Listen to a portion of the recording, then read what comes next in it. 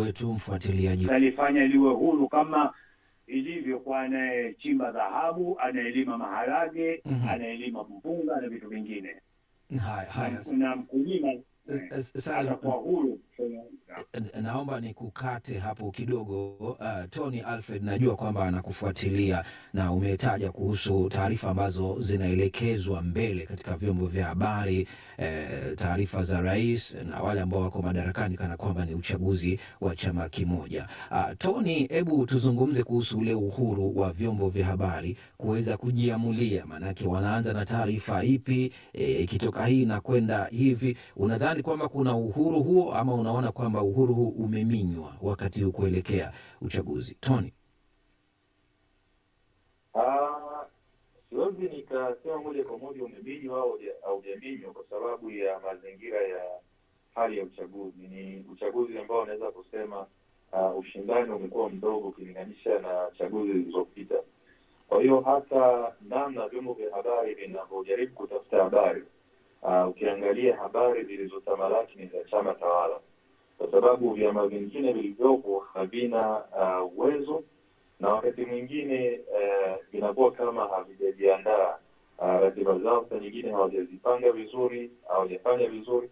Kwa hiyo unakuta chama tawala ambacho kina miundo ya kutosha, ina namna za kutosha, unakuta habari zake zinapatikana kiurahisi. Kwa hiyo vyombo vinaweka ile habari inayopata, hasa kwa kuangalia kwamba kuna swala pia la gharama la kutafuta habari. Lakini kingine ni kwamba habari unayoweka, maana mwisho wa siku ni mlaji. Namna unapotumia gharama kutafuta habari ni kwamba, je, itakulipa mwisho wa siku kwa vyombo habari ambao vinafanya kibiashara? Kwa hiyo ukiangalia haya mambo, mwisho wa siku ndio yanachangia kwamba habari namna zinavyoonekana. Hata unapojitahidi. Haya, tumsikilize kidogo Doto. Doto, kulikuwa na madai kwamba vyombo vimekuwa kama unga, manake taarifa zao ni za juu tu. Madai haya unayozungumziaje katika kufuata maadili ya taaluma hii na ule usahihi wa kutopendelea upande wowote katika utangazaji wao? Charo, mimi binafsi nina mtazamo tofauti kidogo. Nimekuwa navifuatilia vyombo vya habari, hususan televisheni za Tanzania nyakati za taarifa zao za habari usiku. Nikiri kabisa kwamba kuna mabadiliko kidogo, labda kwa sababu ya ushindani wa safari hii. Kuna mara kadhaa nimeona mgombea urais kupitia Chama cha Mapinduzi, Samia Suluhu Hassan, amekuwa anakaa stori ya tatu, ya pili kwenye baadhi ya taarifa za habari, kitu ambacho naweza nikasema kuna mabadiliko kidogo. Changamoto ambayo ninaiona kwa sasa ni ule uchambuzi wa kina wa yale yanayosemwa na wagombea. Mengi kwa mtazamo wangu hayawafanyi wanaofuatilia taarifa za habari kupata uelewa wa kutosha juu ya ahadi na utekelezaji wa ahadi hizo. Wagombea wamekuwa toa ahadi kubwa, lakini vyombo vya habari haviingii ndani na kuuliza kuwabana wachambuzi na wagombea wenyewe juu ya utekelezwaji wa ahadi wanazozitoa kwenye majukwaa. Tony, unamsikia Doto anasema vyombo vya habari haviingii ndani. Umezungumzia swala la uwekezaji wa kifedha na mambo kama hayo. Unaona kwamba changamoto hizi kwa namna gani zinaweza pengine kuchangia kule tunakokwenda hata baada ya uchaguzi umefanyika? Sasa watu wanataka kusikia matokeo. Je, matokeo yatakuwa yanatangazwa? Kwa sababu umesema kwamba kuna hali hiyo ngumu kidogo ya masuala ya bajeti. Tony? Nadhani matokeo yatakuwa yanatangazwa huko mbele, itakuwa ni rahisi kwa sababu hakuna kusafiri. Vituo vya kutangazia vinafahamika. Lakini kingine kuhusu hoja ambayo ameibua ya uchambuzi, na nadhani hoja ya uchambuzi inakuja kwenye hali ya uhuru wa vyombo vya habari. Hasa hiki kipindi cha uchaguzi kumekuwepo na shinikizo kubwa kutoka kwa wale ambao wanaratibu vyombo vya habari, hasa kwenye kuangalia namna habari zinavyotoka. Kwa hiyo vyombo vingi vinaepuka hasa kwenye kuchambua, kwa sababu hapo ndipo mambo mengi yanapoibuka.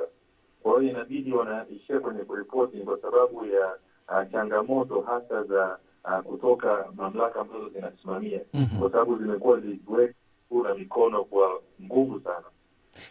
Unaona vipi Salim Said, upande wa mitandao ya kijamii jinsi ambavyo imekuwa katika harakati za kutoa taarifa kwa umma kuhusiana na mchakato mzima wa uchaguzi?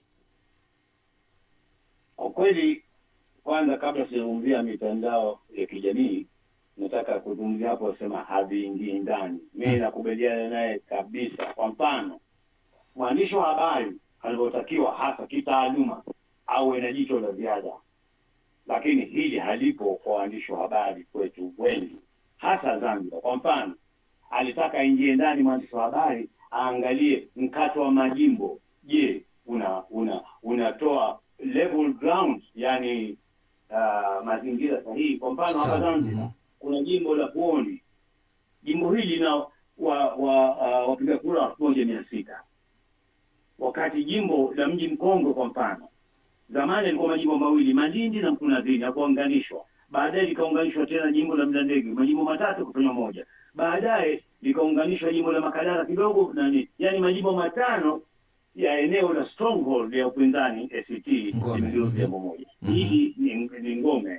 Hili ni swala ambalo walikuwa waandishi wa habari waliulizie, walifuatilie kwa undani. Inakuwaje hata ikawa hivi? Na limefanyika hilo ama halijafanyika? Na kama halijafanyika, unaona changamoto zilikuwa ni nini? Kifupi.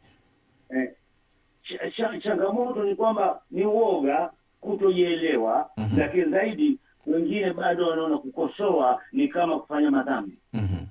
Hii ndio tatizo la nyingi lilokuwa. Haya, zaidi ni kwamba Tony, unamsikia hapo Salim anasema unamsikia Salim anasema kukosoa inaonekana kama dhambi. Kauli yako kifupi. Ni kweli, na matokeo baada ya wengi, na wakati mwingine ni kukosoa kule ambapo kunafaa kufanywa, kwa sababu akili hazifanani. Matokeo baada ya hapo mengi yamekuwa sio mazuri. Kwa hiyo unaona wamiliki wa vyombo vya habari waliweka uwekezaji wao, wanajaribu kuwafanya waandishi watembee kwenye mstari ambao hautawaingiza kwenye matatizo. Kwa sababu tayari kuna mifano ambayo imeonyesha namna ukifanya uandishi wa aina fulani inakuwa ni shida. Haya, asante Tony. Saumu Njama, najua unafuatilia, wanasemaji wafuatiliaji wetu? Mitandao ni mengi yanazungumziwa, lakini wengi wanalalamika namna gani hawapati habari nyanjani kadri zinavyokuwa, isipokuwa nyingi zao zinaegemea upande mmoja. Lakini kuna mmoja hapa akasema waandishi wenyewe wanashindwa kusema waziwazi matukio yanavyotokea.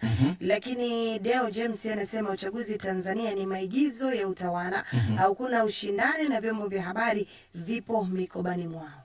Haya Doto, vyombo vya habari viko mikobani mwao. Tunakaribia kukamilisha mjadala wetu. Kauli yako ya mwisho kuhusu dhima ya vyombo vya habari kuelekea uchaguzi. Siku zimekaribia kabisa, ni wiki nadhani ijayo tu, 29. Vyombo vijitenge na kurusha ama kusambaza habari ambazo kwa mtazamo wangu ni kama vichekesho kutoka kwa baadhi ya wagombea.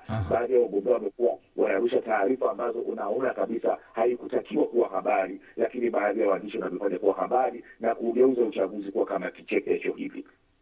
Haya, asante sana Dr. Bulendo. Tony, kuna lolote ambalo unataka kuliongezea? Kifupi tu kabisa, tunakamilisha mjadala wetu. Nadhani kama wagombea wenyewe wanafanya uchaguzi kwa kichekesho, sio kazi ya vyombo vya habari kuficha hiyo. Kazi ya vyombo vya habari ni kuripoti namna inavyokuwa, na ni kazi ambayo nadhani tuendelee kuifanya. Asante. Haya, asante sana msikilizaji basi kwa kuendelea kuwa nasi na kutufuatilia katika mjadala huu. Asante sana Dr. Bulendo ukiwa hapo Mwanza, na Salim Said Salim ukiwa huko Zanzibar, na Tony Alfred ukiwa hapo Dar es Salaam kwa kushiriki mjadala wetu ambao umeangalia mchango wa vyombo vya habari Tanzania kuelekea uchaguzi. Endelea kuwa nasi msikilizaji.